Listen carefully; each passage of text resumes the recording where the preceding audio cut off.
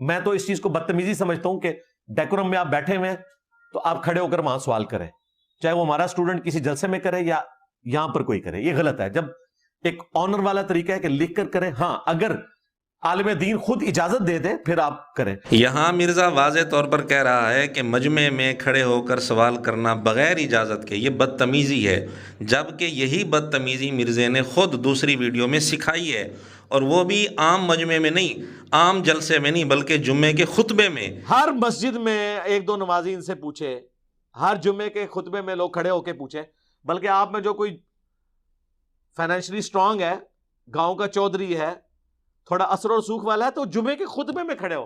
یہاں مرزا کہہ رہا ہے کہ جو اثر و رسوخ والا آدمی ہے وہ جمعے کے خطبے میں کھڑے ہو کر سوال کرے، یعنی عام جلسے میں جو کام بدتمیزی ہے، جمعے کے خطبے میں وہ کام کتنی بڑی بدتمیزی ہوگی، اور یہی بدتمیزی مرزا سکھا رہا ہے.